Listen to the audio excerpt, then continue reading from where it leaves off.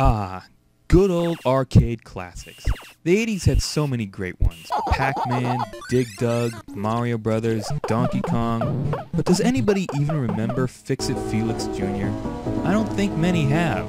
I hadn't even heard of it myself until Disney decided to make a whole movie about it under the title Wreck-It Ralph.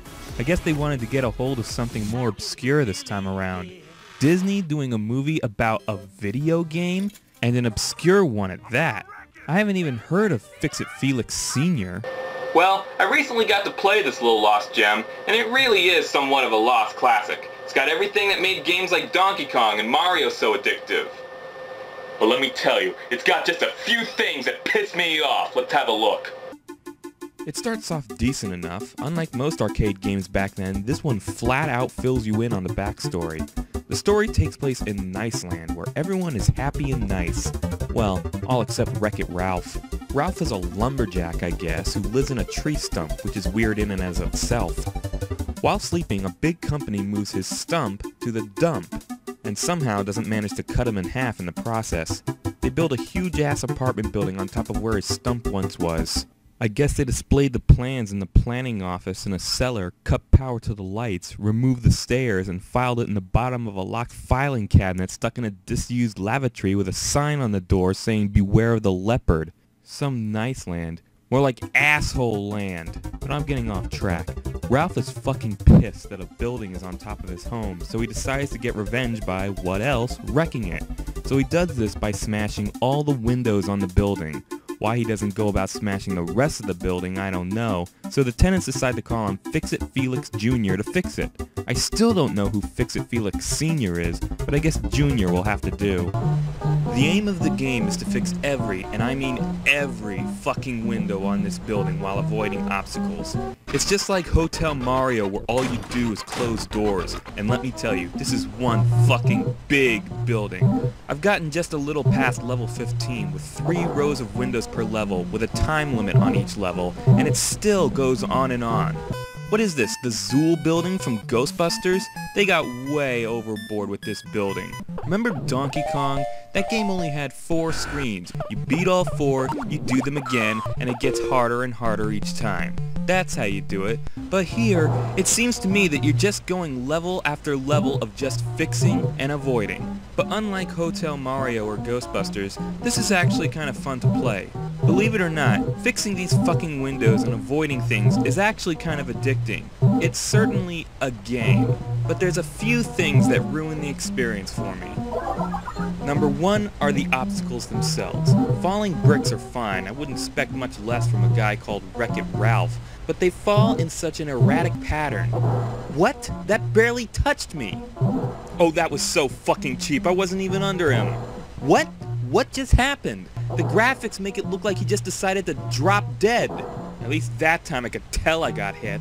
Oh, now that was close. What happened? Did he hit me with his fist? How can he do that if he's hitting the fucking ledge? Bullshit. There was no way to avoid that. Oh, come on. There was a wall there, and again, I'm not even under him. Come on! That came out of nowhere! Fuck! Again, he appears to just drop dead. Gotta get the power-ups. They replenish your lives. The power-ups come in the form of pies left on the windowsills of the tenants. At least they're supposed to be tenants. They're supposed to be little Russian doll people, but sometimes they can look like pigs or hamsters.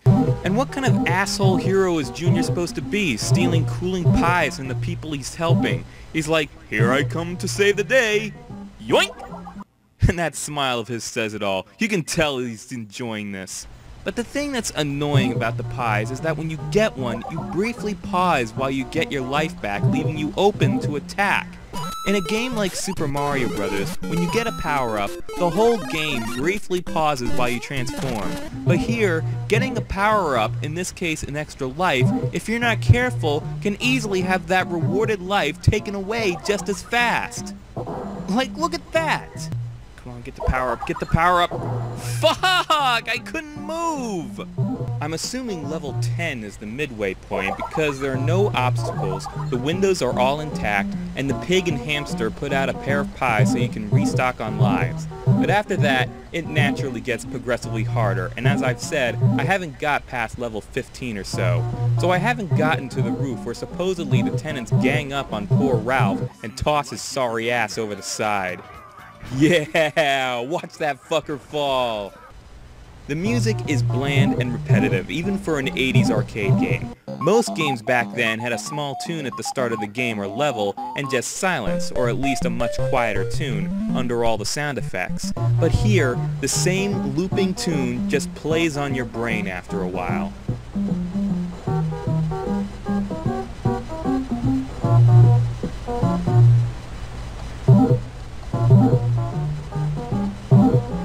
The other major hazard in this game are ducks. Yes, ducks. Why are there so many ducks? For a game set on a building, you'd think they'd go with something like pigeons, but whatever, we're stuck with ducks. And let me tell you, don't fuck with these ducks. They're deadly to the touch.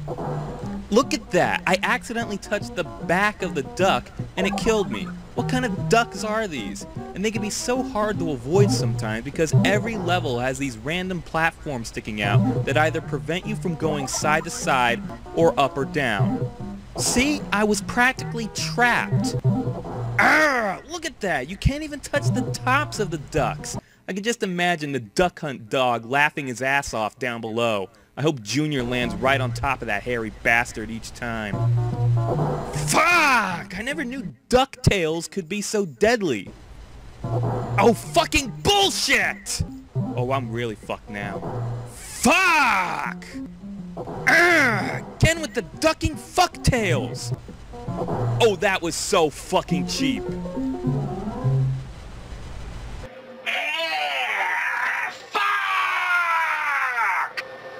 Goddamn fucking ducks! So many ducking fucks! They so sucking fuck they duck! But in conclusion, this was an overall fair game for the time. Certainly a modest loss classic. So be sure to see more of Ralph and Junior this November in Wreck-It Ralph. I know I sure as hell will. In the meantime, duck those sucking fucks!